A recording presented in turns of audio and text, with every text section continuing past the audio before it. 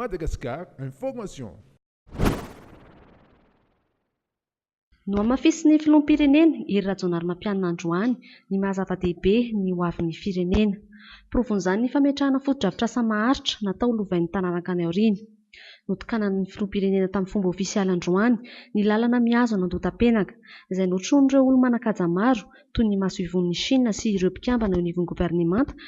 Lalana mirefy 4 kilometatra faingo 7,700 manaraka ny fenitra iraisan'ny pirenena toy ireo autoroute any ivelany no nanamboarana ity lalana ity. Ny CRBC na ny China Road and Bridge Corporation no tompon'antoka tamin'ny fanamboarana azy ity. Asa maro hoy ny talen'ny CRBC no noforonana tamin'ny fanamboarana izao foto-drafitr'asa izao, satria olona manodidina ny 875,000 no nahazo asa. Tsy mandritra ny fanatanterahana fivoriam-ben'ny frankofônia fotsiny ihany no ampiasaina ity lalana ity, fa foto-drafitr'asa hijanona maharitra ho an'ny firenena. Fanambo nanaovana an'ity lalana ity.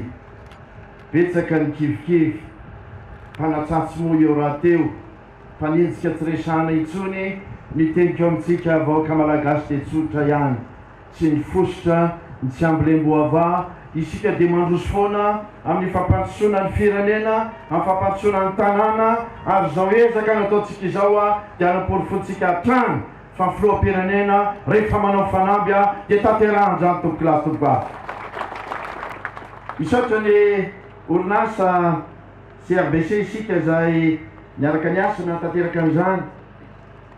Enim-bolana no nanatanterahana izao asa izao.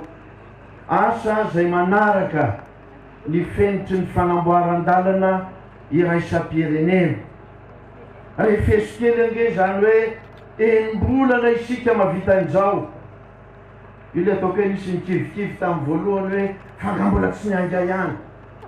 Izay matahotra ny tara tompoko mianga meloha, fa izay matoky ny fiazakazany na amin'ny fotoanina na fotoanina iangany tsy maintsy tratra foana ny tanjona tompoko lahy tompoko avy. Madagascar Information.